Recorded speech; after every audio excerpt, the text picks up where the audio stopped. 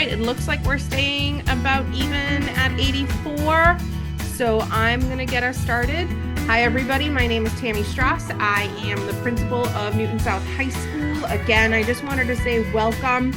We are so glad to have all of you here, our junior families with us. On the south side of town, I have some amazing people joining me tonight, including my vice principal, my head of counseling, and of course, my fabulous counseling team. I'm going to give them all an opportunity to introduce themselves.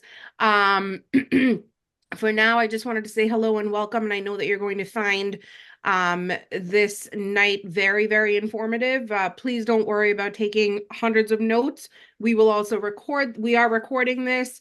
I know Jason will talk a little bit about when the video will be posted.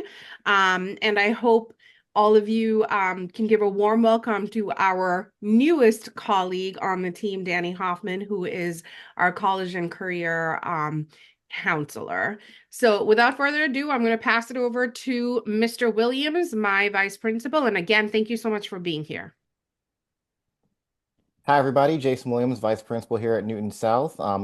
As Tammy said, we are happy that you have, out of all the choices you could have made, spent your evening with us talking about the post-secondary planning process. So I won't say too much else. The video, as Tammy said, is being recorded, and we plan on posting it to our YouTube channel at some point next week. And with that, I'm just going to hand it back over to Mr. Rubin, our head of counseling. Great, and thank you, Jason. As you've heard from Tammy and Jason, just really, really appreciate your joining us for this program, whether you're watching it live or as a recording. So we will be, as Jason said, posting this to our YouTube channel.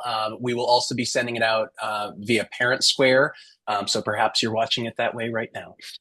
We also look forward, for those of you who are able to join us, along with the PTSO, we'll be hosting a coffee on the morning of January 30th, a week from today, during our A block in our lecture hall. So that will be at 9 a.m. on the morning of January 30th, an opportunity for a little bit more interaction and question and answer for those who are able to join us then. But this evening, it's really a pleasure to have you with us. We're really excited for this process that really kind of marks the beginning of formal post-secondary planning for your students in the class of 2026. While there's a lot of information to absorb tonight and a lot of emotions that come along with this process, I just want to start by highlighting our goals for this evening and for this process more broadly. We have an experienced and caring team of school counselors here to help students and families approach this planning process sensibly, thoughtfully, and hopefully with a minimum of stress. While tonight's presentation is a common starting point, each individual student's pathway forward will be their own. While the landscape is ever changing, there are some evergreen truths that I've learned supporting students and families through this planning process over the last 20 plus years that I'd like to share. Up until now, there's been little question and often little choice as to what comes next in your children's educational journey. The path that led students to the 11th grade is generally pretty linear. But now, for the first time in most students' lives, they have the opportunity and responsibility to write their own script rather than to follow a prescribed path. This may evoke different responses depending on your student's temperament, experience making decisions, and sense of adventure. This is also a moment where your student asserting their vision for themselves might diverge subtly or perhaps substantially from the vision that you have carried for them. This may evoke for you too different responses depending on your temperament, your trust in your students' decision-making, and your sense of adventure. But planning for life beyond South is as much a process of self-discovery as it is research of college or other post-secondary options. As such, before framing this process as a journey to a destination, it's helpful for students to reflect on the learning experiences in and out of the classroom that bring direction, meaning, and fulfillment to their lives. So often, emphasis is placed on fit. And tonight we'll start to talk, what does fit really mean? I don't know if any of you are like me who enjoy a jigsaw puzzle here and there, but it's oftentimes a family activity in my household. And, when I approach a jigsaw puzzle, I don't just randomly try to find a piece, right? I look for what are the contours I'm looking for? What are the colors? What are the things that are going to increase the likelihood that I find a piece that is the right match? And really, that's how we'll encourage your students to approach this process by learning about themselves and in turn figuring out what is going to make for a good match for them as they prepare for their future. So this is not just about college, although tonight's presentation does have a focus on the college process. Upwards of 90% of our students will go directly to 2- and 4-year colleges, but a sizable number may enter the workforce or pursue technical or vocational training, take a gap year, or even enter the military. In the coming months, as your students progress through this developmental process, it represents far more than whether or where they will attend school for the next 4 years. It's about continuing their personal journey towards independence. Nothing will instill more confidence in you that your student is prepared for that independence than watching them step outside of their comfort zone, experience new things, take risks, and practice resilience. So please have faith and send reinforcing messages that they will get through the stressful moments and be better off for it. You're going to receive a great deal of information tonight, some of which you may forget. And if there's one thing that I hope you'll remember, it's that this process does not need to be perfect. In fact, it never is. Advise, support, and encourage your students while asking yourself how you can keep the focus on developing and celebrating your students' independence and agency. Danny, if we can jump to the next slide, just to show you some of our thoughts as just this jumping off point. Really some questions that we're asking your students in their seminars to be thinking about, touch on points that I already mentioned, just that reflection on goals and values. What is important? What are the successful educational experiences that your students have had? And what are they looking for? And then also for you as family members and supporters, beginning to think about some of the important aspects and priorities that you might have that are important to discuss. We'll dig into all of this evening. And with that, I'm delighted to turn your attention over to our amazing team of counselors, starting with Donna Siegel, who's going to take us to the next slide. Thanks, Dan. Good evening, everybody. My name is Donna Siegel, and I am a counselor in Cutler House. Dan just mentioned a few statistics, but I want to break them down. Among last year's class, the class of 2024, we had 87% choose to pursue a 4-year college, 2% choose to pursue 2-year college, 2% chose gap year, 1% chose work, military, vocational, technical, and 1% opted for like a specialized post-grad education. Sometimes athletes do that, and students who are just looking to improve their academic transcript and their skills. We are certainly, able to support kids who are pursuing different pathways, but tonight we are going to primarily focus on 2- and 4-year track. So if you want to move to the next slide, Danny, that'd be great. I have the slide 2, and we're going to talk about roles and responsibilities. This is the, who does what. And I like to always start with the student. The student role is to be active. They drive the process, they set the pace. We want them to be active. Student takes initiative to make appointments with their counselor. That's their guidance counselor, and Mr. Hoffman, who's our college counselor. The student engages in research using the SCORE platform, which we will help kids get familiar with. They can sign up and go to college fairs where more information will be coming out about that. Going to, on college tours, going to rep visits in our college career center. We have lots of reps that come from different universities in the spring and in the fall. We also, hope that students will continue to do their best work, their best academic work in school. And we encourage them between now and April to speak with academic teachers to request teacher recommendations, which is usually done in the springtime. We can help them with that and guide them. Students also, their responsibility is to communicate and seek assistance from all of us. And there's a student information sheet that we like them to fill out, which really helps us. That's in SCORE. It helps us to write our counselor statement. And they can do that in either June or in the fall. And also, it says send testing to colleges here if required. That's later in the process next year. But they're also responsible for scheduling testing if they're thinking about taking an SAT or an ACT.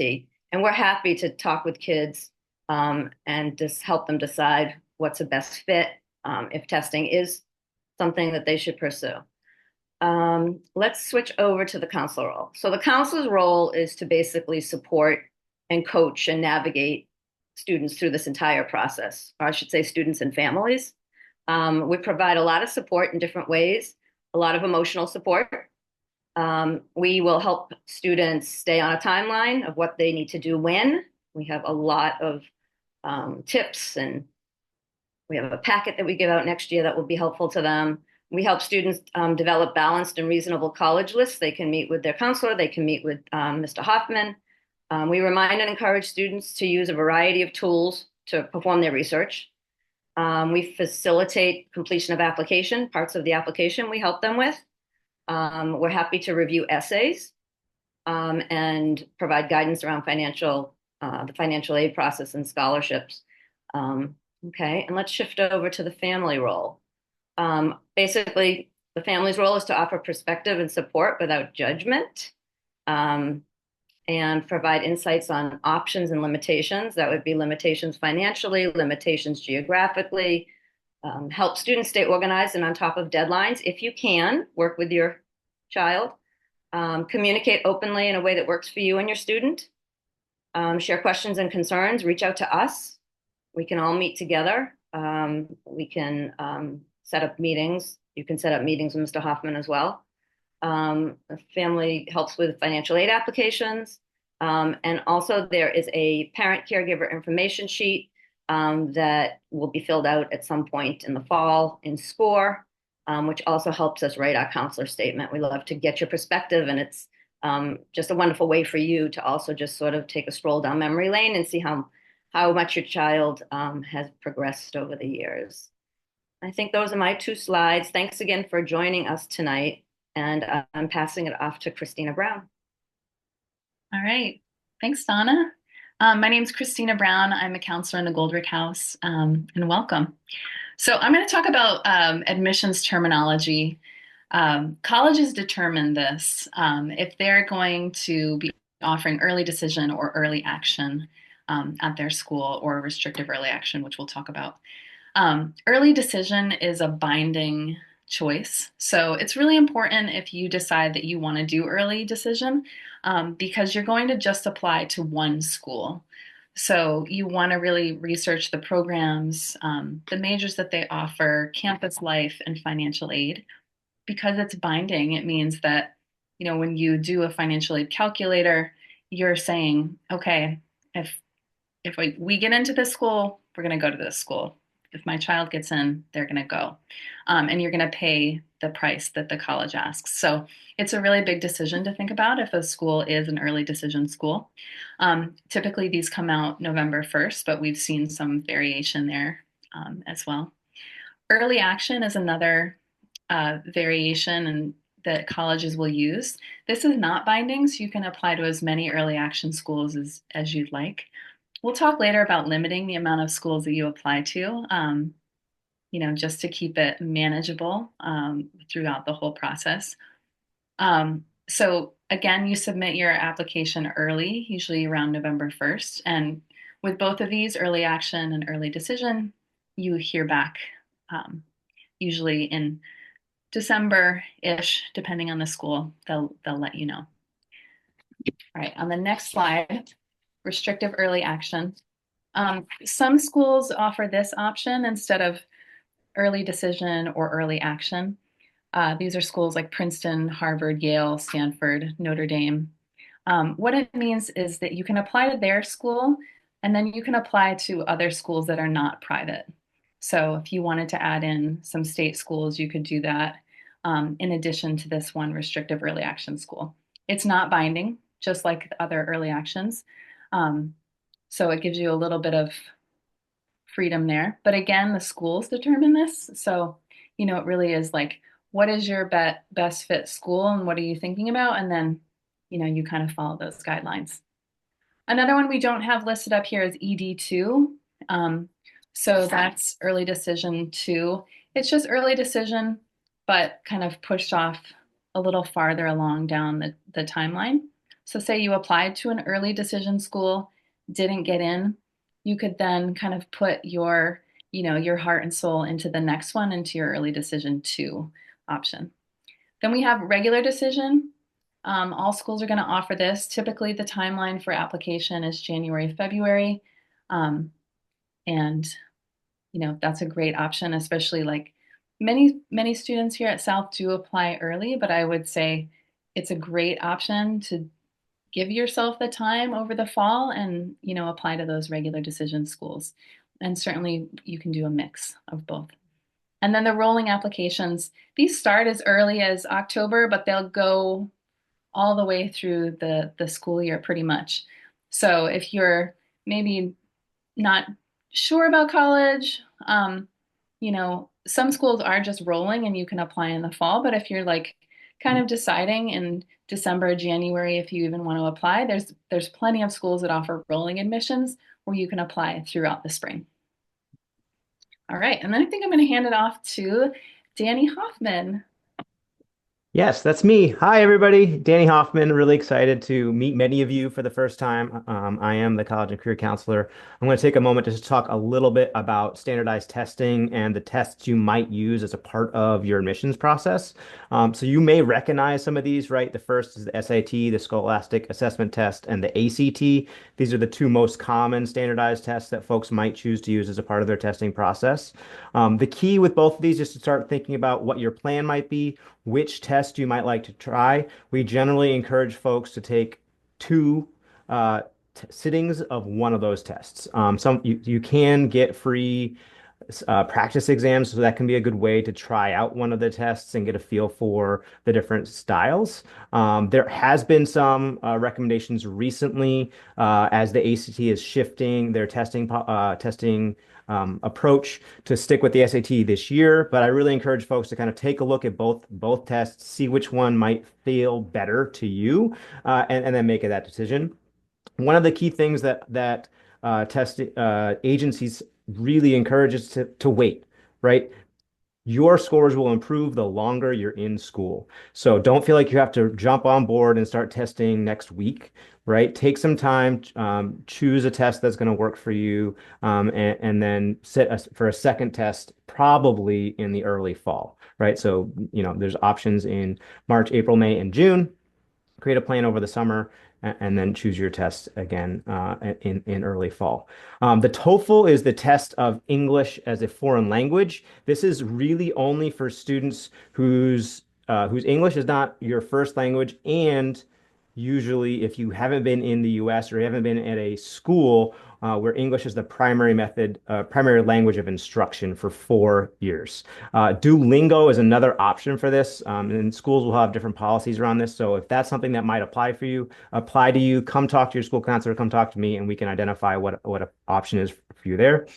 There's also the ASVAB, right, which is the Armed Service Vocational Aptitude Battery Test. That one is also a mouthful.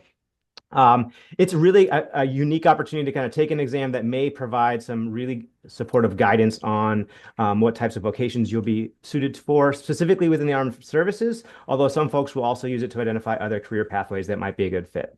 We're going to get now a little bit into kind of the test optional, what the test flexible schools and what that looks like, right? So as it sounds, right, test optional means you have a choice. You do not have to send test scores to those schools.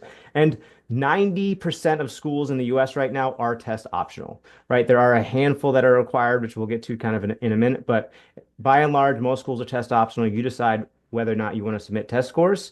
There's text flexible schools. And so there's a handful of schools where you have to submit some standardized tests, but you have a choice of SAT, ACT, or potentially 3 AP placement tests. And then there's test blind, right? They don't care about your tests. They don't want to see them. They won't see them. They won't even consider them if they get them. So this is another really great option, another space to kind of think about what is the value of the school, what are they looking for, and why might they be using certain philosophies to select their students. Test blind schools are another great option. And then, of course, test required, as I mentioned earlier. Most of the schools that are now requiring schools are going to be your highly selective schools, your Ivy, many of the Ivy schools, and MIT, right? There's a handful of other ones, but that's the primary list at this point. All right, I believe it's time for me to pass it off to Ari. Hi, everyone. I'm Ari Kenyon. I'm a counselor in Cutler and Goodwin House, and I'm going to give a brief overview of some important financial aid terminology, starting with the FAFSA. So the FAFSA is the free application for federal student aid. If you are looking for need-based financial aid, you must complete this application. Colleges will want you to complete this. So we encourage everyone to complete the FAFSA, and that is typically available starting in October. SIA stands for Student Aid Index, and this is the number that the government thinks your family can pay for college each year. And you will receive that number after your FAFSA has been processed. The CSS profile is a more comprehensive financial aid document compared to the FAFSA, merely because it's going to be asking for more financial information, and that will become available on October 1st. And lastly, institutional SAI is the number that a specific college thinks that your family can pay for college each year. And this is really based on the methodologies that that particular college is using to calculate family contribution. And one last thing I just want to note is that financial aid applications are completed concurrently with college applications. So if a student is applying November 1st to a college, you should also be completing the financial aid documents at that time. However, one thing to keep in mind is that some deadlines for merit scholarships for schools may happen before a college application deadline. And BU is a good example of this. Their application deadlines for merit scholarships is December 1st, and you would still have to apply by December 1st, even if you aren't applying until January for regular decision. And now I'm going to pass it back to Danny to talk about SCORE. Yes, Part 3 SCORE, right? So SCORE is one of my favorite tools. I spend most of my day in it. It's a really cool web-based app that's going to guide you through your research process. It can help you as you think about what career pathway or major you might like to take on. And then it will help us send all of your college document or your high school documents off to the colleges. So first slide here, I just want to highlight it really quick. Go over to score.com. You're going to select log in with Google. Use your Newton email to log in with Google initially. And then for students, the first thing they should do is go over to their profile. Over on the right-hand side, you can see my little dog there. It says me, right? You add a personal email, usually as a second alternative email, and then you can go ahead and invite a parent. This is going to allow our parents and families to kind of continue to do research alongside the students, both for career pathways as well as for identifying different colleges that might be a great fit. So we're going to see here, I've logged in. I've got Good Morning Danny. It's really great, kind of nice and bright. And it gives you the option to discover best fit careers. I really encourage folks to start with these self-assessments, right? Take time to reflect and think, what are your values? What are you really good at? What is something you love to do? And one way you can start doing that is by using the career interest assessment and the principles use assessment. If it's something that you want some guidance on, I'm happy to sit and work with you as you go through these processes and talk about the results. But you can also spend about 5 minutes on the career interest assessment and learn more about career pathways that'll connect you. And then using those results is actually also going to suggest colleges that might help you on that career pathway. So why should we start by reflecting on career pathways, right? Well, there are a lot of options. There's a lot of different things that you can do. And a lot of what you want to do is going to influence where you need to go, right? Some colleges are going to be phenomenal to support you to become an engineer or a nurse, right? But you need to know that that's something you're really interested in order to get there. And if you don't know what you want to do for a career, if you're undecided, that's okay. That's great. In fact, 80% of students at some point change their major, right? So they think they're going to go in one direction and then they pivot. That happens all the time. At some schools, I think they have undecided as a major pathway, and up to 40% of students select that when they're first entering. So college can be a space where you do some exploration. The type of college that you go to may influence that a little bit, right? And we can talk about that a little bit more, but that's just something we want to normalize. We want to put it out there. We're young. We change our minds. It's going to be a process. You may go to college. You may take some time in the summer to try out some different career pathways. All of that is normal.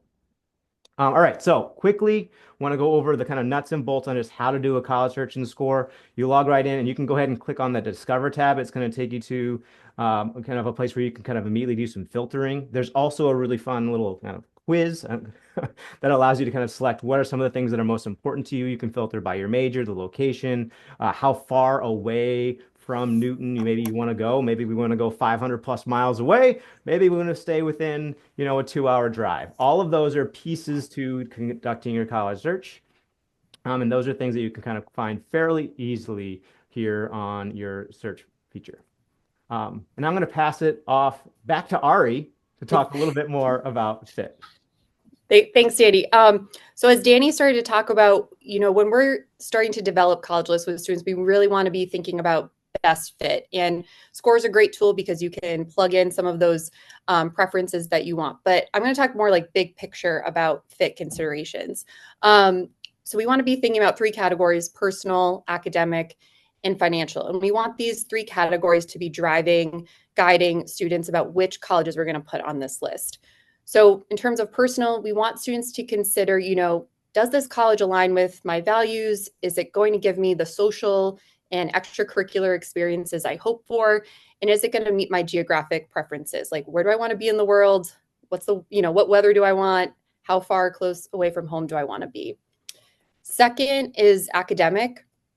We want students to consider, does this college, have the core area of study that I'm interested in? Does this college have research, internship, co-op, and even career support opportunities?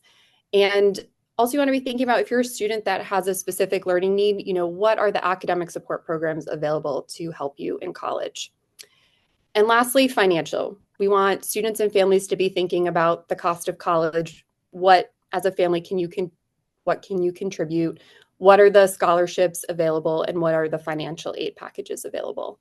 In closing, I just want to note one thing, is that we didn't note, the prestige or ranking of a school as something we should consider when we're thinking about the best fit for a student. Those should not have any bearing on what is best for a student. Again, we really want students to feel empowered to take ownership and be a savvy consumer themselves, and think about, evaluate the colleges and really think about, is the college going to give me what I want and need out of my experience in college? Okay, and I think I'm passing it off to Jim Medeiros. Hey there, everybody. Good evening. This is Jim Medeiros. I am a guidance counselor in Goldrick House for 11 and 12, Cutler House 11 and 12, Goldrick 9 and 10. Very happy to be here with you this evening and just talking a little bit about the college list formulation goal. Generally, as counselors at Newton South, we suggest that students finalize their list with about 6 to 12 colleges. And those, we recommend that they have 6 to 12 colleges on their final list. There are occasions where we all have students every year who really go outside the margins and tend to, I think, if they are driven by a little bit of anxiety and stress about the process, they will apply to far more than 12. And we don't recommend that, because that just causes a lot more pressure and stress than they need to have. And really, when they start to go outside those margins, we really encourage you and your student to talk with their guidance counselor to really downsize a really lengthy list. So we really focus on 6 to 12, because I think that is just a very healthy goal to have. So when we look at 6 to 12 colleges, we sort of break it down this way when you're formulating the list. Stretch schools are schools that are highly selective, where the chances of admission are less than 30%, where your GPA and scores are in line with admissions averages, or if your grades and test scores are below the averages of accepted students. And that is generally around 2 to 4 stretch schools. Target schools are schools that admit rates are about 30 to 70%, and where a student's GPA and scores are in line with admissions averages. And that's generally about 3 to 6. Then there are the likely or high confidence schools. Back in the day, we used to call those safety schools. Those are schools that have admit rates of greater than 70%, where your GPA, where a student's GPA and scores are higher than admissions averages, so applying about 2 to 3. So that's generally sort of thinking about, finalizing your list, how to help students get there. Next slide, please. Why do we build a diverse college list? So when we talk with students, we really encourage them to build a diverse list of colleges. Doing that exposes students to new opportunities. It provides options for more choices, and things change.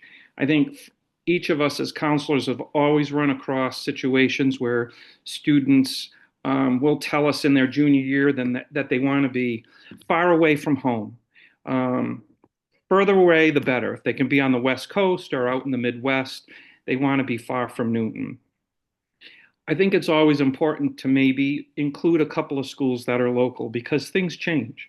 As the year progresses, their ideas and feelings about going off to college may change, and it's always good to have sort of a target school around the local area. And that same thing goes with not only location, but size of school, to have a diversity of size, because, things change, their feelings may change as they progress through junior year. So more options, more choices. We encourage students to build a diverse college list. So thank you very much. And I want to just pass this along to my colleague, David Kershaw. Good evening, all. Thank you so much for joining us. My name is Dave Kershaw. I am one of the counselors in Goodwin House. Happy to have you all here. I'm going to chat a little bit tonight about the college application process. As Jim alluded to, we have obviously there's a list building aspect of things. And once you've built your list and done some visits and are feeling really confident that you have decided on what schools you're looking to apply to, the next step is using SCORE as a tool. We use SCORE internally as a tool to send documents out on students' behalf. So that's all the schools, the school side and the student side. So I'm going to talk a little bit about that. So as far as your academic profile and the work you've done at South, we're going to, that gets compiled in a transcript, obviously, which includes your final grades from 9, 10, 11, and the first half of 12th grade. It designates their level of the course, whether it's ACP, accelerated honors, or AP. That'll just be listed next to the course. And then the unweighted cumulative GPA is included. So it's important to recognize too that we're not sending quarter grades to schools. Even though we have 4 quarters in a year, we are only sending final grades to colleges. It's just a list, a really clean list of final grades listed next to the course. So there's a course listing right next to that is just a single grade. And so that's what we're sending along with the GPA. So the transcript is a really clean 1-page document. And in terms of GPA unweighted, we use an unweighted GPA that has shifted a little bit over the years, but we use an unweighted GPA. So there's no weight given for level of courses, and it is on a 4.0 scale. Junior unofficial transcripts, as far as getting to see what that looks like up to this point, we're gonna load those in their GPAs. We're gonna load those into including the current year progress. We're gonna upload those in the near future into Aspen. So we're gonna be working on seminars as well. So it's gonna be timely with that, so they'll get an idea of what they're working with as far as GPAs and what that's gonna look like and how it looks in terms of what we send. Important to note also that most colleges will recalculate GPAs. The reason for that is because every high school does things a little bit differently. I just alluded to to the fact that, we don't have a weighted scale. Our courses aren't weighted and specific in terms of where they are in terms of leveling. So other high schools would do that, or weight electives differently, things like that. So because colleges can't determine what thousands of high schools are doing, they actually have their internal systems that they've built for recalculating GPAs, and so that'll include their own systems. It roughly is similar to what high schools use, but they have their own internal system. So that's important to note. So once those GPAs are loaded into Aspen, we're going to ask students to review the transcript and talk to their counselors as soon as possible if they notice any errors. We try really hard to make sure these are really tight and clean, but students do a whole variation of things throughout their 3 or 4 year journey, and whether they're transferred in from a different high school or things like that, or they took a class and shifted and changed classes, just make sure that it all looks as it should. So when we've built all that material and students are ready to apply, they're going to look at how they're applying, which most often is in the Common Application. So many colleges use the Common Application. I think it's the numbers are about over 800 colleges subscribe to the Common Application, which is essentially just a tool to do just what it says. It pulls common information from each student, so they don't have to fill out an individual application for every school. So they'll load their common application, their common information into Common App, things like their personal info, their educational background, testing, the activities that they've been involved in, and then their self-reported courses and grades. The reason they self-report their grades is they go into Aspen, they can look at the grades they've built throughout high school, and they'll self-report them on the Common App. The reason for that is a lot of schools sometimes can make a decision based on that self-reporting instead of waiting for our materials to come. We're always going to follow up with an official transcript, and schools will always require an official transcript. But lately, schools, because they're looking to turn decisions around, because everyone's looking to get those decisions quicker, have moved to a self-reporting model. Not all schools, but many schools will move to a self-reporting model. So that's what that self-reporting means. And college-specific questions and essays will be available August 1st. So the Common App is just that. It is common. So what they do is they have prompts that they will post every August, in this case, August 1st. And so you can actually get to work or get started, as much as kids love this idea of on essays over the summer. It doesn't mean you have to get started on essays over the summer, but you can, given how early that the application process starts, with many early application schools being November 1st. A lot of students and families and college counselors, who work with families, sometimes recommend starting, at least getting the broad strokes of your essay worked on over the summer. So those prompts are released in August. Additional applications include there's other applications beyond the Common App in terms of there's a coalition application. You can apply through SCORE, which we don't recommend. You can apply through SCORE, but most of the work is done through the Common App and the college system specific. So i.e. like UC schools or California schools will use their own application. And then there's the Apply Texas application. So there is Common App is the majority, but there is individual schools as you start building your list, and you'll find that out in terms of what schools may use their own portals as well. But for the most part, we'll be working in Common App. And mostly the most important pieces of the application process is the essay, and that is also, as we just talked about, the prompts are released in the summer, and students will be writing a personal statement and supplemental essays in the Common App as part of their package. The personal statement is a way for admissions counselors to gain personal insights into the applicant's character, beliefs, influence, intellectual curiosity, etc. So this is the college essay that everyone talks about. It's up to 650 words. And there's 7 prompts to choose from, which is nice because it's I think they've done a nice job of sort of tailoring it to what might spark a student's interest instead of just one specific question that you're having to answer, which you may have had to do in the past. There's now opportunities to move in a direction that speaks to you in terms of the prompts. So that's why they give you multiple choices, multiple options in terms of the prompts.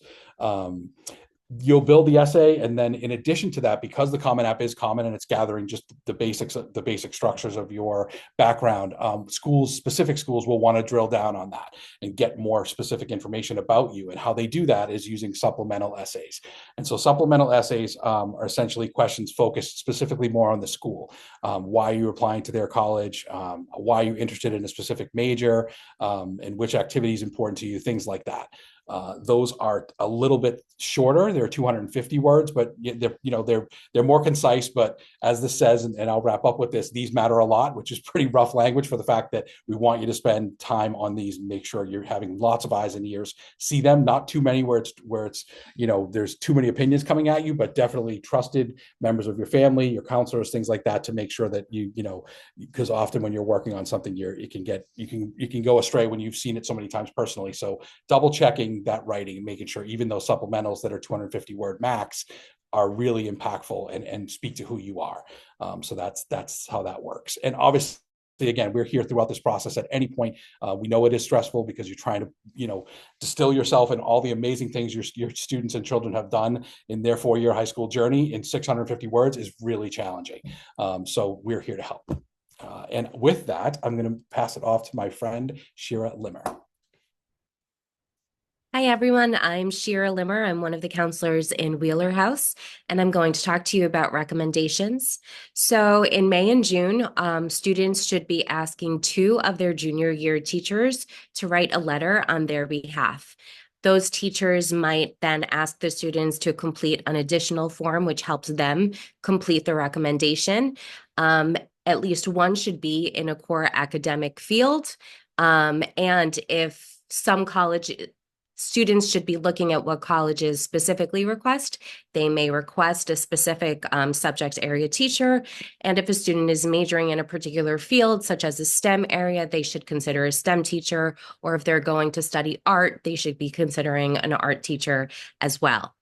We ask that students only ask for 2 teacher recommendations. And if the student is unsure of who to ask, please come have them meet with us and we will talk with them through that. But by the time the school year ends, the students really should have that confirmation from 2 of their junior year teachers of who will be writing their letters for them. We will also be writing our counselor statement for our students. So we do ask that students complete the senior information survey, which will be in SCORE. And again, as Donna mentioned earlier, there is a caregiver survey for you to complete for your child to share some additional information.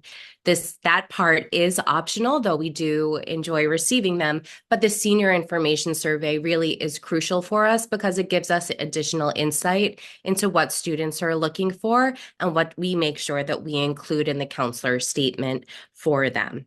With any questions with that, again, the students really should reach out to us and we can work with them through that. And now I will pass it off to Danny Hoffman again. Back to me. So I just wanted to highlight, we have a College and Career Center right by the cafeteria. It's a space that I run and support. It encourages your students to come and explore post-secondary options in different settings, right? It's going to give them access to various planning resources, including me, but also we are going to host a lot of different events there, right? So in a couple of weeks, at the end of the month, we're actually hosting an information session about international college opportunities. So come learn more about, what might it take to go to England or to Italy, right? To learn more about that process because it's a little bit unique. We're hosting a college fair in April, right? So there's going to be a lot of different events that happen in that space. I host WINs every other WIN. One is a career exploration workshop, right? So there's lots of different things happening in this space. So please keep an eye out for my weekly Parent Square posts. I share a lot of events that happen in that space. And that's also where I'm going to highlight in the College and Career Center is where college visits happen. Those weekly posts, that's where a lot of that information is coming from. If you haven't been getting them, please let us know. Please send us a question right now so we can really kind of work to troubleshoot and connect you with Parent Square and to make sure you're getting this really, really essential information. Right. We did it. We made it. So take a second. I'm going to take myself to remind myself as I speak really quickly. Breathe. Right? This is a long process. It's a marathon. It's not a sprint. Right? There's a lot of different opportunities to take some beats, to think about, what are the things you love? What are the things that your students love? Right? Take care of yourself. Do the things that you love as a part of this process. Find the laughter. Find that favorite TV show. Right? Take moments to really reflect and have some fun with it. Right? But we really want you to enjoy the process and not put too much onto it, right? There's a million pathways, and I promise at wherever you come to it and into it, I can help you figure out what a next step might be, right? There's options A to Z and beyond. So that's everything. We've had a bunch of really good questions. We're going to give some space for folks to type more questions. We've been answering a bunch in the Q&A, so if you haven't taken a look into that space, one that I saw earlier that folks wanted to have answered live, trying to find it. My child invited me to score. How should I be using it? This is a great question. I'm actually going to share a little video in a couple of weeks with just a mini guide on the ways that you can use SCORE. In a nutshell, you can log in and you can suggest schools for your student. You can see and do some of the research along with them and see some of the stats about the different colleges. So it's really just kind of another resource for you to support you as you do research about college and career pathways with your student. Danny, I see we just had a question come in, just asking, any kinds of suggestions or guidance on summer opportunities. And what I would say, and welcome other counselors to chime in as well. The most important thing is that that your student find an opportunity to do something that is going to be meaningful to them personally. There is no magic formula for the right summer opportunity that's going to appeal to the right college. It's about making sure that your student is looking for opportunities to grow purposefully. And for some students, that might be a summer program with a specific academic focus that they're looking to explore. It might be a service opportunity. It might just be getting a part-time job and working and developing a sense of responsibility and work ethic. And maybe having an opportunity to practice interacting with people in like a customer service type role. So I would say that anyone who is thinking about what to do this summer and doesn't really know how to spend their time, I would encourage them to check in with their school counselor. Danny, you can maybe speak to some of the job opportunities that you see posted through the center and other ideas as well. Yeah, so we do get fairly frequently posts from the YMCA will come in and they'll do tabling at lunch, right? And other local organizations will reach out and provide part-time job opportunities. There's going to be a summer expo happening at Newton. I believe it's February 3rd. Don't quote me on that, but I will keep an eye out for that Parent Square post that will have more specific details on that. So that's another good opportunity for you to come down after school and check out a wide range of pre-summer opportunities. And then just today, I had a junior pop by to talk more about how do I get involved in volunteer opportunities, right? And so part of the conversation was him figuring out what's most important to him, his identity, his social groups. He wanted to give back in a way. He wanted to work with kids, and so we were able to identify some community service organizations that existed and that were looking for volunteers, right? And then talking more about how do I build a resume? How do I write an email to do some outreach? A lot of students get volunteering opportunities and internships kind of by cold calling, but by creating a really powerful statement that says, hey, this is who I am, this is what I want to do, and sending it out to lots of different organizations. And I can help with that process.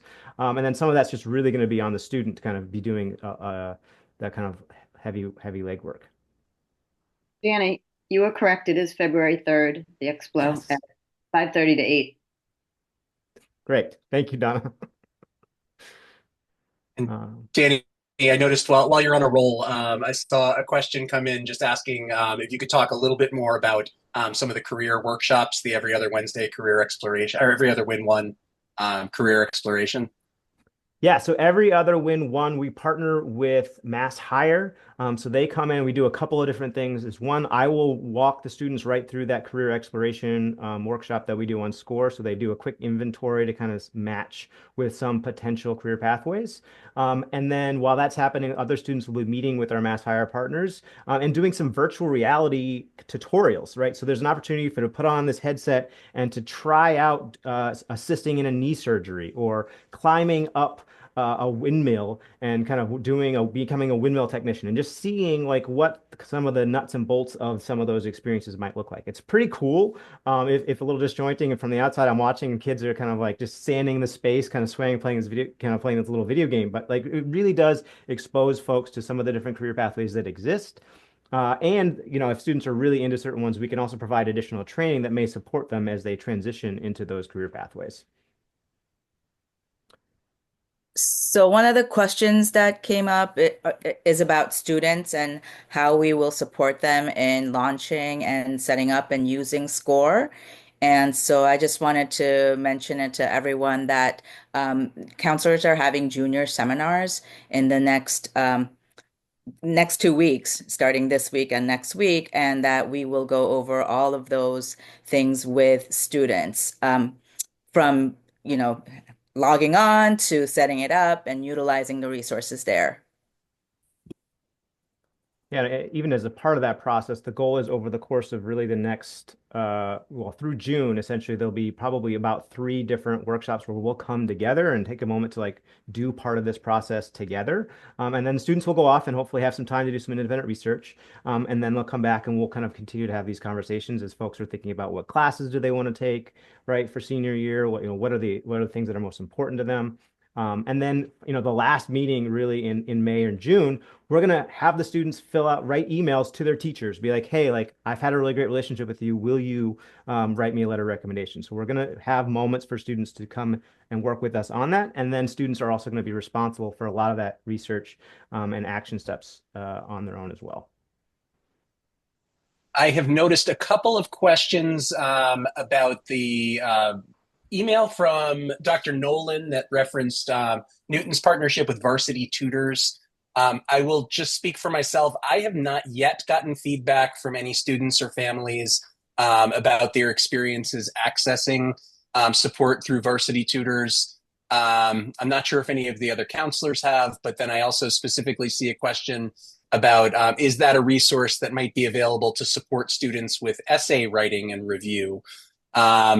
And while I don't know that that is explicitly something that they have advertised, I'm sure that any student seeking that kind of writing support, could access the Varsity Tutors for that purpose. I actually don't know, though, how much the writing tutors or English tutors through Varsity Tutors, how much experience they might have specifically with college essays. What I would say is our senior English teachers, our school counseling team, and also our writing center located in the library, Ms. Dornbrook, who is located there, does a lot of review of students' college essays and is great at giving feedback. So, certainly those are resources specifically for college essays that I would encourage students to lean into.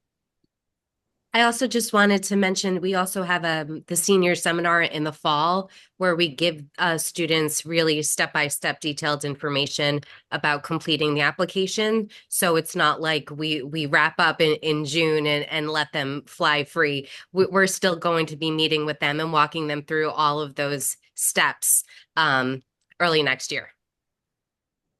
Yeah, I see a question here about how many AP courses do you recommend? And again, that's going to go back to a conversation with your school counselor, right? And as your teachers, right? And getting identify like what are the areas that you want to seek additional challenge? What are the courses that you have a real passion for and a talent for? Where are the spaces maybe you want to step up and take a little bit more of a challenge? And then building a really balanced senior year, right? There's a lot of different opportunities. There's a lot of different spaces that you can take in leadership roles as a senior. The college application process has a lot of steps. So we want to make sure you're creating a really thoughtful schedule for senior year. And that's also a part of that second seminar. We're going to take a little bit of time to chat about students choosing APs that make sense for them if they want to enroll in that. And then that will, kind of the final process will happen in some of those scheduling conversations, kind of reflecting on like, why is this AB class right for me? Or maybe, maybe it's just stepping up to an honors course, right? Or adding a couple, having more honors than you had previously. So all of those are a part of the process and thinking about like what makes sense for me and having a balanced senior year. I will just chime in as well that, with course registration on the near horizon, we will be the first week or so in March, scheduling individual conferences to check in and beginning actually first with this rising senior class, our course registration process. It is helpful, just to piggyback on that AP question, to think strongly about balance and to remember that for students who are in the throes of a busy senior schedule, completing college applications, whether that's finalizing essays or working on supplemental essays, completing applications, just keeping track of all of it. The workload related to applying to college can oftentimes feel like another class in a student's schedule, particularly during the first term of the year.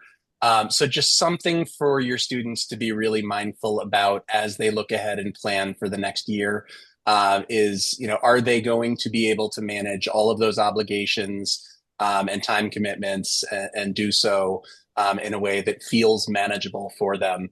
So those are conversations that we'll have with your students as they're choosing courses. But certainly we welcome questions that you might have or just consultation that we might be able to offer based on our experiences working with students over the years. Some general questions around SAT prep resources. There are a lot. I would encourage you to, one, just email me. I've got a few links that I can share. My go-to for everybody that's free, right, is Khan Academy. They really do a great job of kind of breaking down some of the approaches to do that. So I would start with that one since it's free. There's a bunch of really great local organizations that do some work on this, including at the Boys and Girls Club. So I have a few links that I can share with you on that. And again, some of that has been out in those parent squares. So I will highlight that again next week in that parent square as well. I see a question about just when will GPA be uploaded into SCORE. So grades are due from teachers early next week. I think Mr. Kershaw referenced in one of his slides that once report cards are finalized and shared out, we will have GPAs updated, including first semester grades.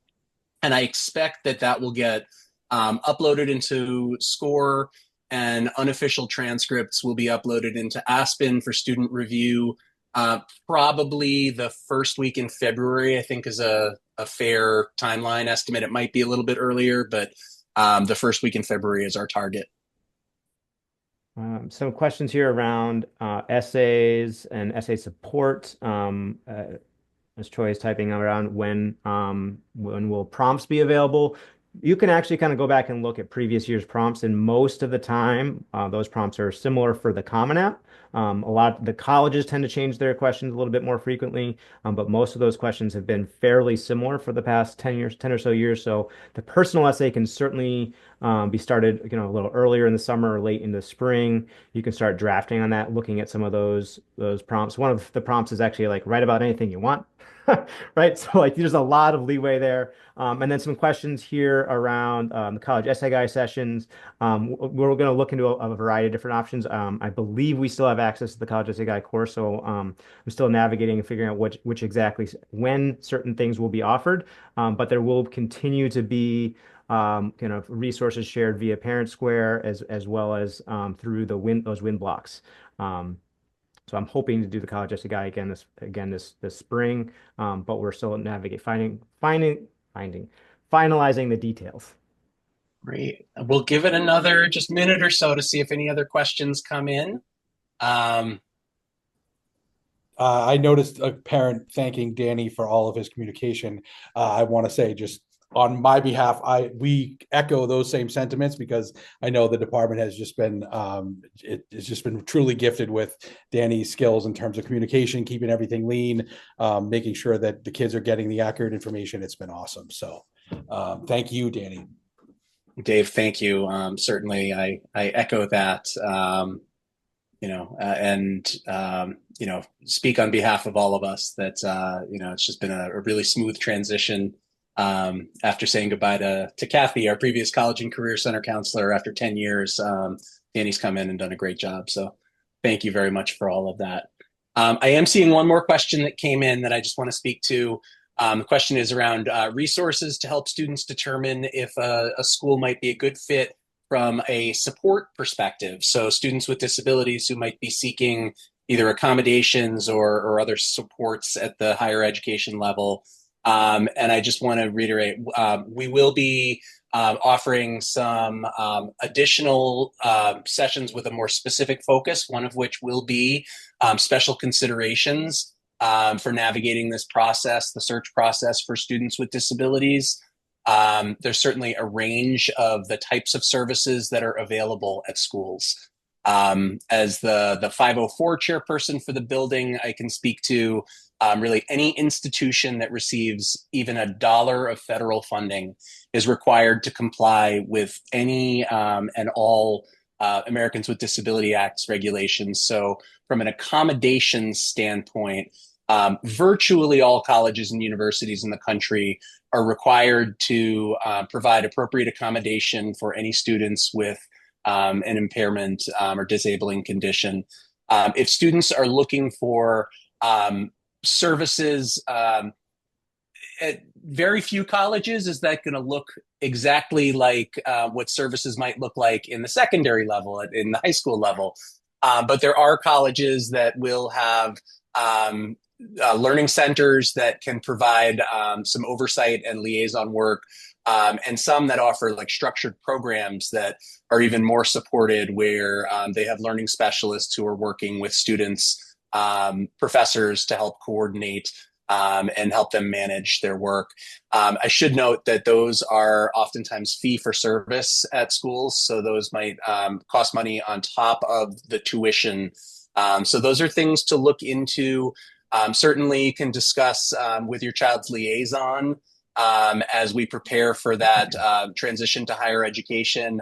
That's a good thing for the annual team meeting when it comes up to talk about, how do we take this last year and a half of your students' high school experience and make sure that, we're identifying what are some of the specific goals that they want to be working on and what considerations might they want to factor into their search process to find schools that are going to be an appropriate match for their needs. I see one more question that just came in. In addition to teacher recommendations, is it a student's counselor or college advisor who needs to write a recommendation? Each of the school counselors will write a personal statement for each of their students who is applying to colleges. So that's where that student information survey that Ms. Limmer talked about comes into play, and just the relationship that we have built up with your students over time. We write that holistic recommendation that kind of speaks to their overall development, not just in the classroom, but as an individual.